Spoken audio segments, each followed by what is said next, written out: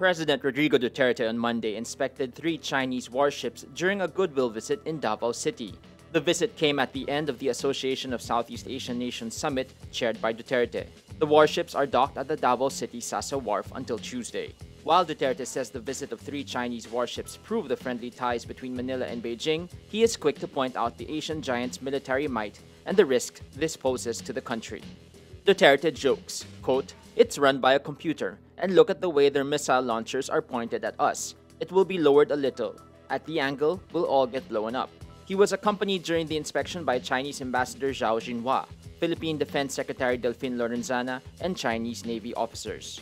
Though the tour impressed upon him China's military might, Duterte's message in guided missile destroyer Chang Chun's guestbook is one of peace.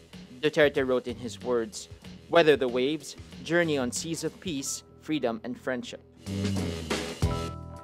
Vice President Leni Robredo on Tuesday pays the first installment of 8 million pesos out of the 16 million peso service fee for her counter-electoral protest. The counter-protest seeks to neutralize an election protest filed against her by former Senator Bongbong Marcos last June 2016. The Supreme Court, sitting as the Presidential Electoral Tribunal, had given Robredo a final deadline of until May 2 to pay the 8 million pesos. Her lawyer, former Akbayan Representative Barry Gutierrez, says the amount was raised from Robredo's personal funds and contributions from relatives of her late husband, former Interior Secretary Jesse Robredo. Marcos already paid an initial 36 million pesos, which he said came from donations of family and friends.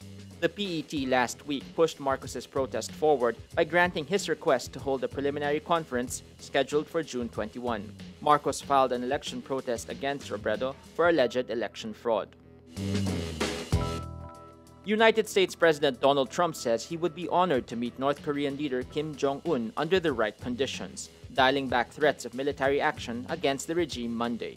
Trump says, quote, "If it would be appropriate for me to meet him, I would. Absolutely. I would be honored to do it." Trump has threatened and berated the regime in recent weeks, fearing it may be months away from making a nuclear strike against the United States. North Korea warned Monday it was prepared to carry out a nuclear test at any time and at any location.